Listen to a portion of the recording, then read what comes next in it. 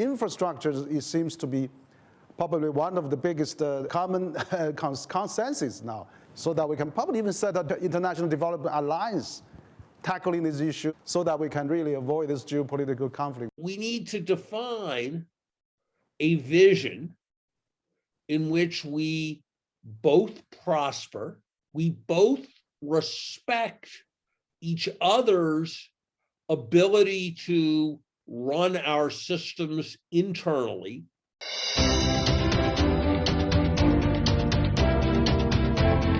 Welcome to CCG Global Dialogue. Our key guest today, Professor Laura Summers, and has been recognized as one of the world's most influential thinkers. So what do you see the world economy out of this, inflation in the US, and then, the World Bank actually lowered the forecast for all the economies?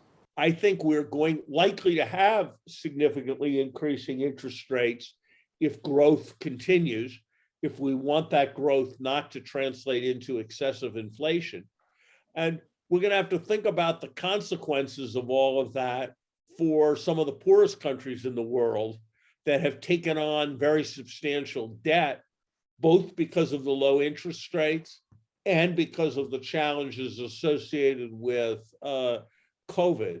So my hope would be that just as we did during the Asian financial crisis, and just as we did in 2008, there can be substantial cooperation between the United States and China in international financial policy, and especially in the issues facing debtor countries. Infrastructure, it seems to be probably one of the biggest common consensus now, so that we can probably even set up International Development Alliance tackling this issue, have a joint project co-financing, so that we can really avoid this geopolitical conflict. What do you think about those things that we can do together? International relations for thousands of years has been about balancing power in a stable way, and that continues to be very important.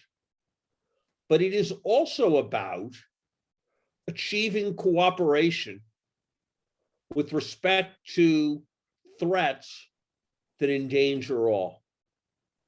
And I believe that that's why there needs to be a rethinking, a replenishing, and a renewing of the development banking system. And I believe that responsibility for that has to rest with the two great economic powers in the world. The most important investments that need to be made are investments in sustainability, in green infrastructure and architecture, and in global public goods.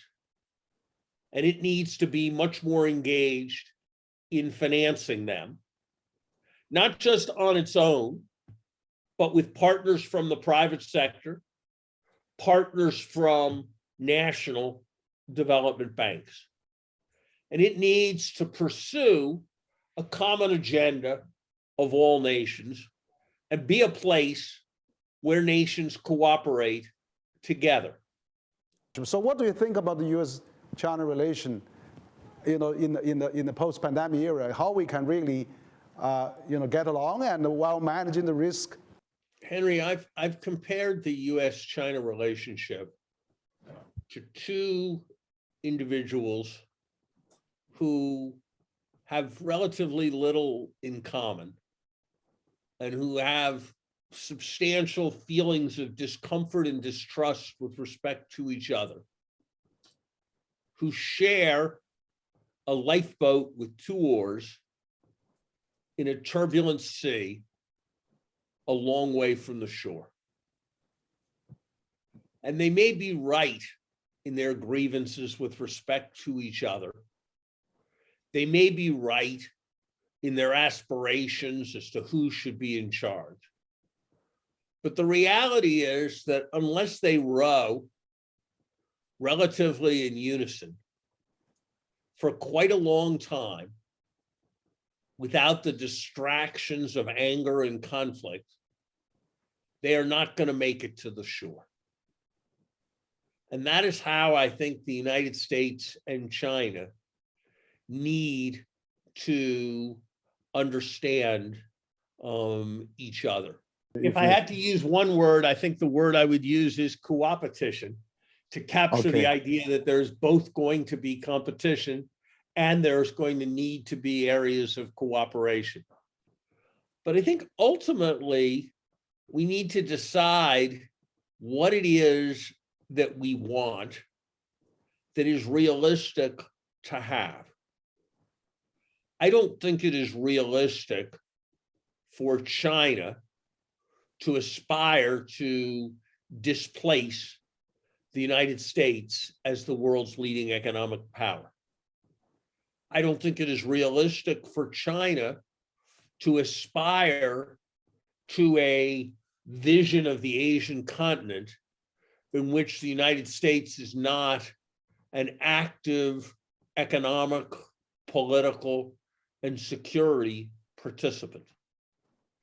At the same time, I don't think it is realistic for the United States to aspire to the kind of unipolar hegemonic world that many in the United States talked about after the Berlin Wall fell. And so we need to define a vision in which we both prosper, we both respect each other's ability to run our systems internally. But I think that it is important that we start from a sense of what we ultimately want to achieve and go from there to a range of specific approaches, rather than, as is too often the case, a strategy is conflated with a wish list. So, Professor Larry Summers, thank you again for your late evening and for your speaking to us. We really appreciate it. We hope to see you again. Thank you so much. Thank you very much.